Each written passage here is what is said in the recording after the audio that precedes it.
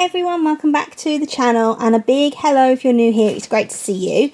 In today's episode I'm going to take a look at the latest update in Cricut Design Space and what's new.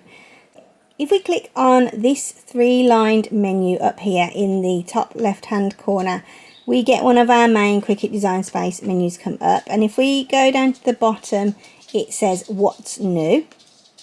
So if we click on that, here is where we can see every new feature which is attributed to the latest update. We are now seeing update number 7.11 rolling out, and we've been given 2 new features with this update. So you've got more text bounding box control, change the size of the box your text is in without changing your selected text size. From each side of your text box, look for the rectangular handles aligned in the middle and then adjust as needed to scale size and box proportionally. Use any corner handle.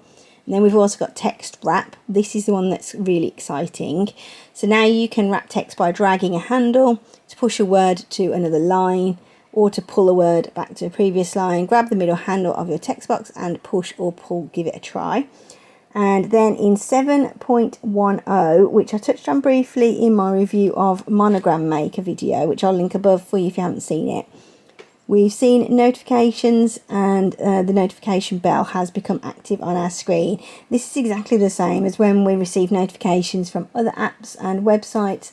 So each time someone follows you, likes a project or that sort of thing, you will see a notification. So if we just go off of this, this is the notification bell. So if I just click on there, it shows me all the different people that have started to follow me or have liked my projects. So that's quite an interesting thing as well.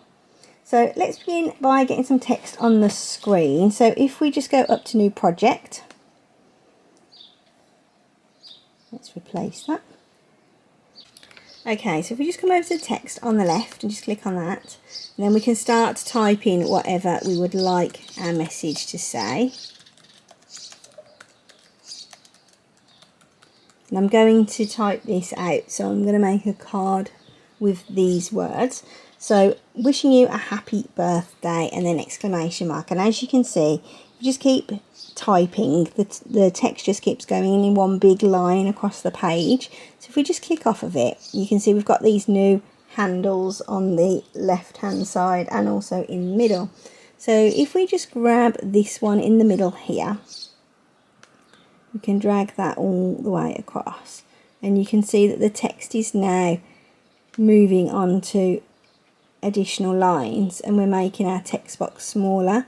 So that is text wrapping. And then if you come up to alignment here, if you just click on there, you can see we've got 2 new options now. So wrap on and wrap off. So if you start adjusting your text box by using these handles, it will automatically turn wrap on. So if I go up to alignment and turn wrap off, you can see there it's gone back to normal. But if I start to adjust it again, just using that handle in the middle, and then you go back up to the alignment, you'll see that it's automatically put wrap back on for you.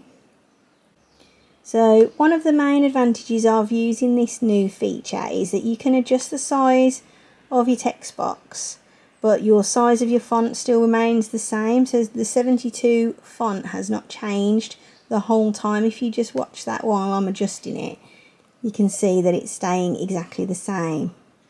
If you do want to change the size of the font, then you need to use the corner box to drag. This won't wrap your text, but it will make it smaller. There we go. If I drag that all the way down, you can see the font has halved in its size.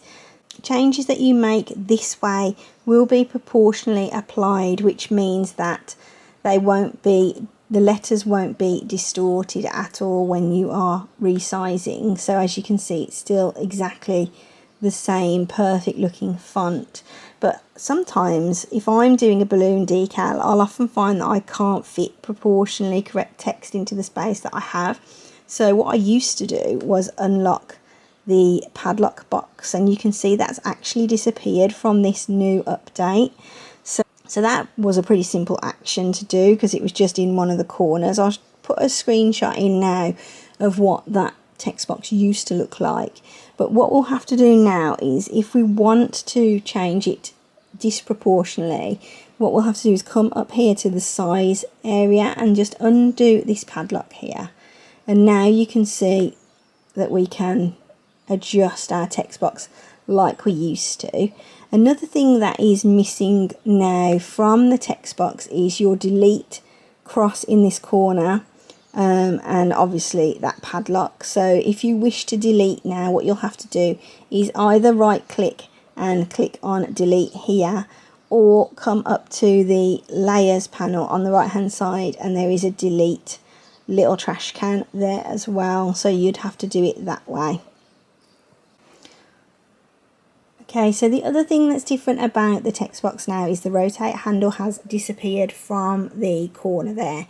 So there's a few different ways to rotate, and it's not actually obvious how to do it. So you can still rotate from the corner handle, but it is a little bit more fiddly to get access to that. So if I just move my mouse slowly up to the corner, you'll see you get the arrow to make the text box bigger or smaller. And if you keep going a little bit further, you'll get a bendy arrow, and that is rotate. So now if you just click down on that, you'll be able to rotate it like you used to. It just isn't that obvious that it's there.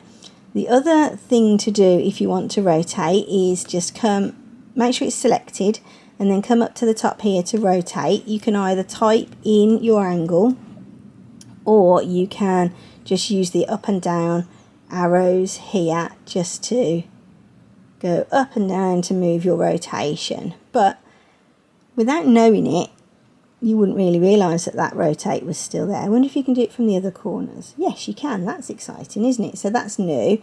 Before we could only rotate from one corner, but now we can do it on all corners, I think. Let's have a look at the bottom one. Yep. Yeah, so that's a good improvement. Quite like that. That's good. That is about it for 7.11 then. As I said, it is gradually rolling out now, so all Cricut Design Space users should have it relatively soon. Just keep your eyes peeled for that notification that says you have an update that needs to be done. And don't worry when you're done, if you've got a project that is currently on your screen, it won't be lost. It will come back to the canvas for you as soon as your update is complete. Thanks so much for watching. I hope you've enjoyed this video and found it to be useful and learned a couple of new things about the new update features. If you have enjoyed it, I'd love it if you would consider subscribing, and don't forget to hit the thumbs up to let me know that you've enjoyed this one, and I'll see you again soon for another video. Bye!